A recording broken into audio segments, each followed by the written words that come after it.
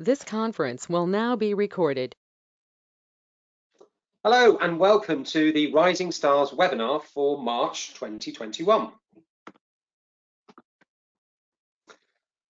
Quick introduction for those people who are new to the Rising Star webinar. My name is Dan Hawes. I'm the co-founder of the GRB Group. The GRB Group, as it's now become, was founded in 1997 when I graduated in business studies from Brighton University with a fellow graduate. We've now grown to become the go-to platform for high caliber university students, recent graduates, alumni and recruiters. We have over 40 staff and over 1,800 clients, all sectors with companies you will have heard of, such as Post Office, IBM, Unilever and Ocado, but also several fast-growing SMEs, organizations that are in need of very, very high caliber graduate talent to be managers of the future and drive these organizations forward. So a real mixture of different organizations dotted around the UK. In that time, our recruitment experts have successfully matched over 8,000 graduates with full-time graduate or executive level jobs, and we've helped hundreds of thousands over the years with various advice and guidance.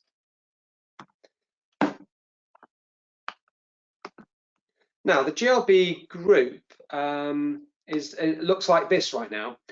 We've changed in the last 12 months in reaction to the pandemic and the economy taking a turn. So Graduate Recruitment Bureau is our main business. That's a recruitment consultancy that does contingency recruitment, but also outsourced projects. New for this year, we're also working with universities in Australia who are looking for undergraduates to recruit for their postgraduate courses. So we've taken a slight diversion there, as in previous recessions, we've noticed a lot of graduates tended to want to stay at university. So we've approached Australian universities and working with them at the moment. Now, GRN stands for the Graduate Recruiters Network. This is an invitation-only group for our clients and associates. We have over 2,500 members, and we talk about various issues in graduate recruitment. We have webinars, and when we are allowed to, we will meet at the Institute of Chartered Accountants in London, who've kindly hosted various events and networking lunches before. We also launched Graduate Mentor in August 2020. Now, this was an idea we've been incubating for around 5 years, but we thought in order to mitigate the effects of the pandemic on young students and graduates particularly, we thought we would offer a platform where final year students or graduates in their first job can actually have free one-to-one mentoring sessions. So we have over 100 mentors on the platform. All have kindly volunteered to help students and graduates either brainstorm ideas, go through CVs, prepare them for interviews, a whole range of things, all for free using a platform called Graduate Mentor. So very excited about that launch last year. Rising Stars, now this program has been around for about 10 years. This is where our recruitment experts who are contacting students and graduates all the time identify those that really stand out. So beyond just the academic qualifications of these individuals, there's something else, the kind of the X factor that we think are really, really strong compared to all the other final year students out there. So we showcase around 50 on our website and enable recruiters access to have a look at CVs and interview these individuals and take them on.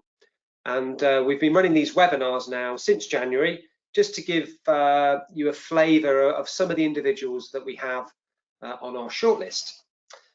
We also have a podcast called Student Diaries. So again, on a monthly basis, I interview 3 Sussex University students to find out a little bit about what life has been like on or off campus, as it has been over the last 12 months. We also have a number of LinkedIn groups where we speak to recruiters, students and graduates, and they're easily accessible to join. We also have 2 experienced hire divisions, so Cortex, supplies IT graduates with up to 5 years experience, and Metrica, which supplies numerate graduates with up to 5 years analytical experience to organisations over the UK.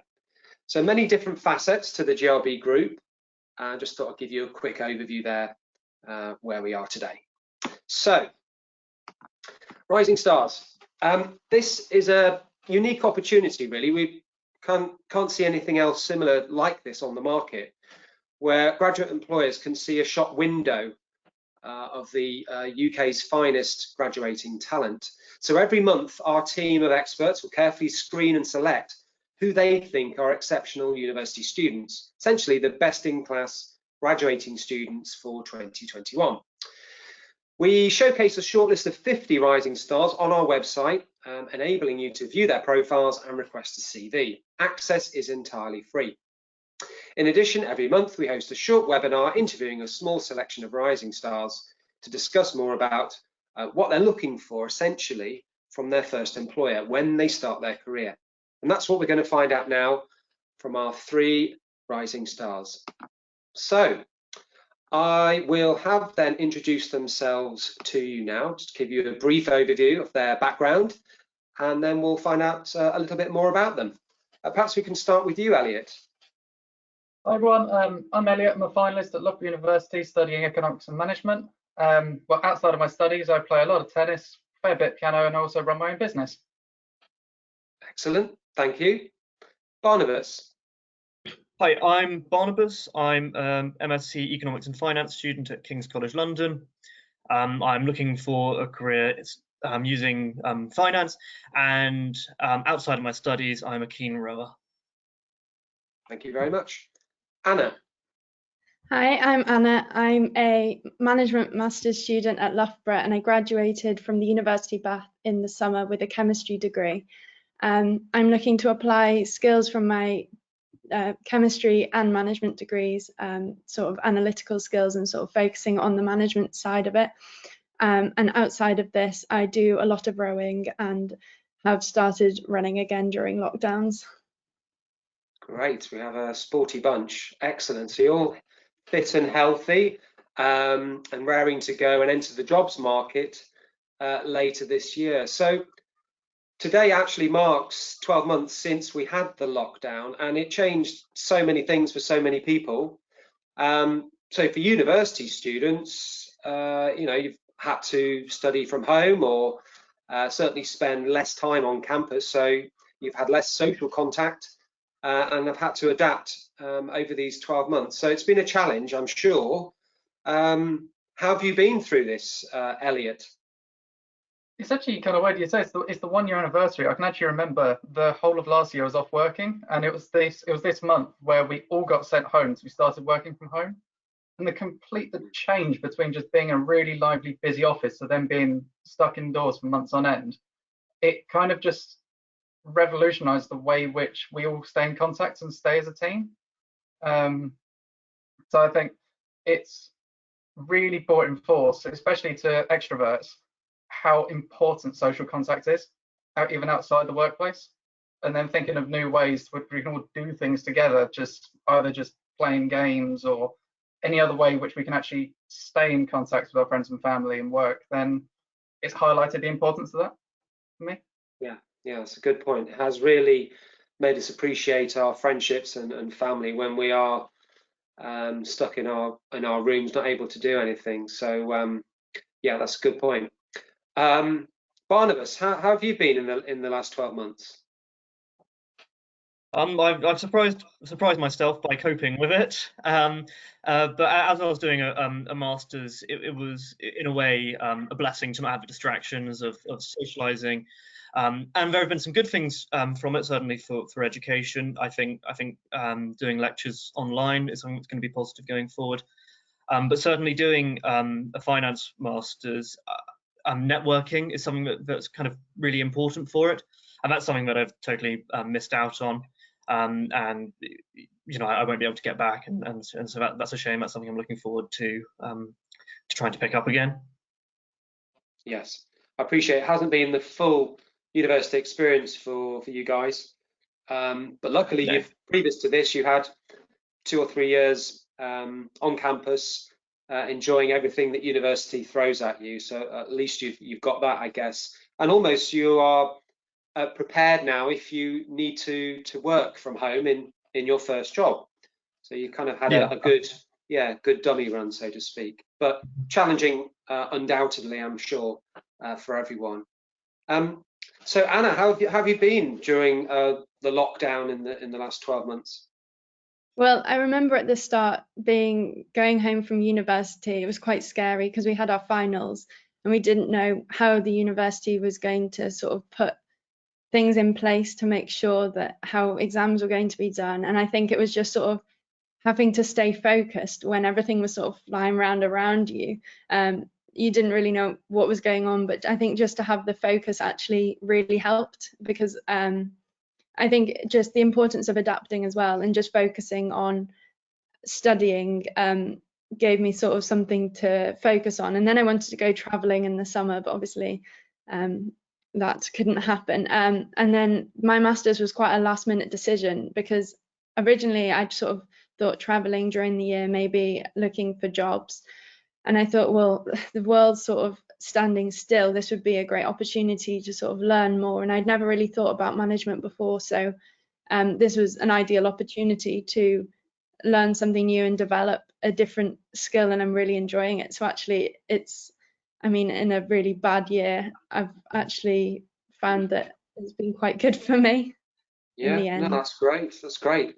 And self-discipline is something we've all had to learn working from home. You know, the phone is there to tempt us, the telly, a book, the fridge, all of these things there to distract us. So, you know, we've had to develop self-discipline and be focused and organize our days with breaks and things like that. But you're coming to the end of that, and from the end of June we'll be free and you'll be able to enter the world of work. So it's interesting to hear your journeys, all very, very different, and certainly of interest to recruiters as you enter the jobs market. So let's start with your expectations of your employer, of the aspects of the role that you're looking to start. If we could start with you, Elliot. I'd say I've got three things. I look from like an outside in perspective. So the first thing I'd actually look for in an employee is someone who actually pushes barriers. So I think that's part of my risk appetite is quite healthy, put it that way. So I really want to look for a company that leads change and goes forward instead of just being mature and sits in itself. Then going from that again, I'd go into somewhere which really invests in its graduates. So not just saying that we'll train you up for the role and the qualification and we'll fund you all for this, but somewhere where it actually gives us the opportunity to showcase what we've done at university for the past 3-4 years. Yes. There's no point having all this education and then turning into like a corporate role model of the way which they want, when we've gone out and learned all our brand new techniques and everything which can really help them. And again, really in line with that, I'll then look for an agile team environment.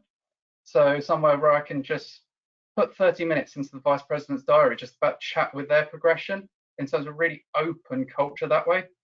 Again, that's part of our networking, is part of us turning into the next leaders and growing ourselves. And it's that constant learning and networking is what we will all excel at, and something that I'd really look for. Yeah. No, that's totally understandable that you want to use your degree, put your theory into practice. Not everyone's lucky to be able to do that. So, you know, starting your career in that sort of industry that can support and realize your potential, I guess, is very, very important for you by the sounds of it, Elliot. So, you know, what kind of organizations have you applied for, if you have so far? I've mainly gone for like consulting organizations. So I'm looking quite keenly into project management or management consulting, strategy consulting, that kind of area where it's more really problem solving on a certain project, and then working as a team collaboratively to come with the best result. And that's the most important thing for me, is being really client focused and delivering the best that we can possibly deliver. I'd much rather be that than sat on the back office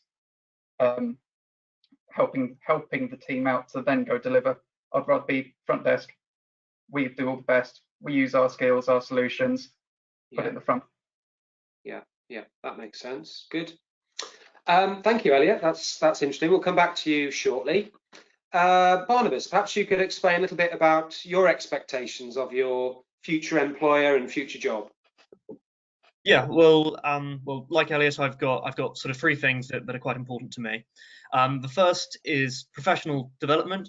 And again, it goes back to that you know, I've done lots of education, but that on its own isn't going to make me a trusted professional, and it's experience and the other things that go with that is going to do that. And this comes in lots of ways. You know, I'm wanting to work in finance, and it's a heavily regulated environment, so naturally professional qualifications are important.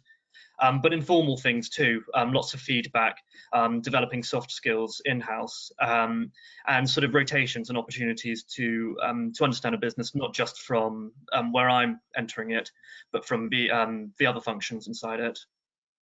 Yeah. I'd also like to feel like I'm making an impact, and this is me making an impact on the business, so I can see the role that I do and where it fits into the broader aims, and the business making an impact sort of more broadly.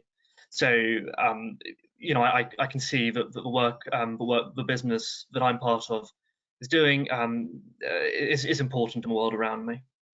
And finally, I'd like to feel valued, and maybe this is a bit of a cliche, but you know, I don't want to just feel like a cog. I want to work somewhere where my ideas are important, and you know, and I'm appreciated for because I do think I'm a good graduate, and I'd like to feel appreciated for that.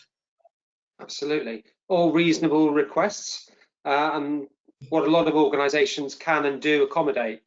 You know, they want to invest in graduates like you and bring out you know, your true potential, and that's what they see is the future. You know, future leaders, managers, directors, all sorts of things, so that, you know, they have plans for you, and it's very important that they're aligned as much as possible. And one thing you picked up on there was getting regular feedback. We hear this a lot. You know, to know that you're on the right path, basically, and a lot of support in the early days. Now, what with working from home, that has presented challenges for that to happen. Certainly, you know, naturally in an office environment, you know, your manager might come along and notice you're doing something and have a chat and commend you on something. It's less natural when you're working from home and you have to schedule meetings. So a lot of organizations are working around that, using technology to see how they can give that feedback when in a normal office environment it happens a bit more naturally, shall we say. So it'd be interesting with your particular roles whether you will be working from home 100% or in the office, or a hybrid scenario, but I'm sure you're all prepared for that as you gear up for when you graduate. Okay, thank you very much, Barnabas. That was interesting to see a little bit more about what you're looking for. Anna, perhaps you could explain what you're looking for in your first employer, your first job. Yeah, so similar to Barnabas, I think personal development is very important to me. I really like learning, so I think that's been emphasized to me during my master's, learning something new. So I'd like to continue that throughout my career. And I think as well, having progress throughout, being able to sort of build on skills and develop, and it doesn't have to be formal qualifications, just learning new skills, things that you can apply in different areas. And also sort of similar to this is the mentoring that I've seen some schemes offer. And I think that's very important as well, because you can learn from people who've sort of gone before you, and they can give you advice. And then when you're in that position as well, it'll help you reflect on your progress and how you've done, and then you can help the person coming up behind you, which I think is quite nice. And then another thing for me is that's quite important is variety. And I know in some graduate schemes this the form is rotational scheme, which is quite interesting to me, because I think it's very important to get a feel for the whole business, what different departments do, especially when you're going sort of being advancing through your career and you're making important decisions, and you'll know how this will affect other people. And I think that's quite important to know, and to be able to relate to people and understand what's going on and what your company is all about. And then just experience, because I think it would be really interesting to see the different areas that I've covered during my masters as well. And then another thing is corporate social responsibility and strong company values. I look for that quite a lot, because for me, an important value for me is equality. So I look quite a lot maybe at gender equality, things like that. And then also the environment side of it. So I think this is an increasingly hot issue at the moment. In some sectors more than others, but I think for company longevity, they'll need to be looking to get solid foundations for helping the environment and their CSR, which will in turn then lead to company growth. So I think all those three things are quite important to me when I'm looking. Great.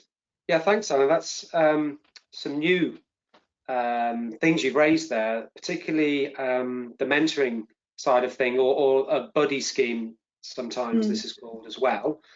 Again, where they have a graduate who's maybe 2 or 3 years into the job, and they take you under their wing, and it really helps you perform quicker and sort of confide in someone that perhaps isn't your line manager. So I think a lot of organizations are using this as they realize it is so powerful.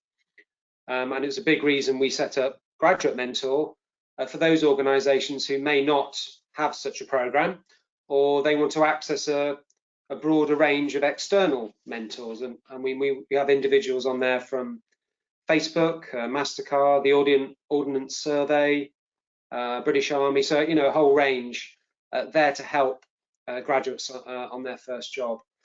You also touched on CSR, and this has come and gone as a priority with graduates over the years, along with all the other aspects of your first job: remuneration, location, variety, career prospects, training. There's a long list, but that certainly has crept up, and companies are trying to actually make a difference rather than just providing marketing material that says they do this or do that. They're actually looking at the core of their business. If they're a packaging firm or a retail firm or an organization using huge amounts of carbon fuel, for instance, they're looking at ways to offset that. And it seems that they really realize now that it pays dividends in their recruitment, and also in the eyes of investors as well. So, and that's a good thing. So, lots of organizations have taken this on board, and you'll be entering a period of time where it's very interesting how organizations are adapting right now in many different ways for when you start your career in the summer or the autumn.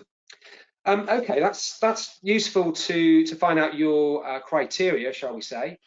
Are there any kind of red flags for an organization that in your research that would really put you off? Elliot, is there anything that you'd kind of dismiss? I think there's one thing which would really stand out to me. It's a company which doesn't actually express people's individuality. Right. So at the moment, I know diversity is such a hot topic, but I think the real benefit for that isn't between races or isn't between anything that way. It's between having people's individual thought being heard and different ways of thinking. So Anna, for example, is going to think completely differently to Barnaby if they're just given the same just block of something. Anna, using her undergrad, will think of it from a chemistry route. Barnaby will think of it from a finance route. And just allowing a culture which is able to let them think and let them express their solutions personally would be perfect. But an organization which doesn't do that for me is instantly then just swiped. It's gone. Yeah. Because what's the point in having a team if not everybody can speak for their own individual thought?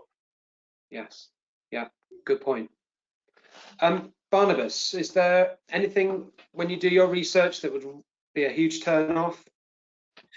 Yeah, and this is something I've noticed a few times when I've done research into businesses. Specifically, I use I look on people's reviews of business, and that's sort of too close management. It kind of speaks to not trusting your employees, not trusting them to get on with something in the way that they see best. You know, I want to work somewhere where I'm allowed to. I'm allowed to have my own attempt at things, and if I fail, that's a learning opportunity. I don't want to be told exactly how to do something. You know, I don't want to be too closely managed. Yep, good. Okay, so you want a level of autonomy, and for them to actually mean that. Yeah, good. Okay, Anna. Anything when you look at a company that really would make you hesitate to apply to them? I think probably a company that's quite stagnant. It's not changing, no innovation, because I think at the moment there is a massive shift, especially after the pandemic. It's made everyone sort of relook at what they're doing and is this the right way of doing things? And I think the innovation side of a company is so important, because if not, you'll just get left behind. And so I think continual growth within individuals and then on a wider company scale is really important. So a company that doesn't do this, I wouldn't, yeah, that would be a turn off for me. Yeah, particularly with you know, someone you know, who's intelligent and wants that stimulation. If you feel you're being held back by that organization, that's just doesn't align with you. So that makes perfect sense. If we could finish off by the influences on you as to your career and the kind of companies and the kind of roles that you've been applying for. What's really influenced you, would you say, Elliot? Probably networking on LinkedIn. So for any company, I'd instantly find an employee and just talk to them, see if I can set up a phone call and just listen to what they say about their company. That's been the biggest actual motivator for me to apply or not to apply to any company at all. Right. So you cut through all the marketing speak and get straight through to someone who's actually doing the job. Yeah. Someone who actually lives there. Yeah. Yeah, that's a good idea. Barnabas, what's influenced you? So I've well, a range of internships I've done has kind of informed what I want to do. And sort of most recently, over the last internship I did, I got going on some professional qualifications to get an insight into sort of what's important and sort of a broader the broader industry, and that's given me you know, it's given me a good opportunity to think about what it's like actually you know, actually working somewhere, actually doing the analysis relevant to that career, and so that sort of influenced me to know really what I want to do. Yeah, well, you're lucky that you've had the opportunity to have internships or short placements like that, because there were huge cutbacks in that particular area. So to get a flavour of a particular industry or a type of job is really going to pay dividends for you, and that insight's so valuable and will remain to be so. So that's great. Anna, what kind of things have influenced you? I think for a broad perspective, it would sort of be talking to friends sort of that have already graduated, hearing about their experiences in different companies and what they like and don't like, so I can look out for that. And then also with my placement, sort of relating things to that, what I liked and didn't like, and then when looking sort of closer at a particular company, I'll go on LinkedIn, sort of look at that, and then also their social media channels, having a look at what they're doing, what they're publishing, anything in the news. I think just getting a all-round picture of it is quite important, rather than just sticking to their website. Yeah, so you go beyond the obvious sources of information, try and dig a bit deeper, because it's such a huge decision. You know, your first job, you want to make sure that it's the right one, and you're fully informed going into these situations. So that makes perfect sense. Thank you all very much for sharing your insights today on our webinar, and we wish you all the luck in your exams and when you start looking for work. just going to finish by explaining how you can access our Rising Stars. So this is our web page. You can request an account. We'll give you login details, and you can have a look at any of our Rising Stars. And there's 50 on there at the moment with some summary information. And you can request CVs, and we'll send them over to you and arrange interviews. We're constantly updating our Rising Star shortlist as we're speaking to so many undergraduates at the moment. So do visit the Rising Stars platform. Thank you for tuning in to this webinar. We'll be back next month with a couple more of our Rising Stars to find out a little bit more about them. If you'd like to contact me, these are my details. I'd just like to finish off by thanking our Rising Stars today for sharing their insights and giving us their time. Thank you all very much. Thank Thank you, you. Dan. Thank you. Cheers.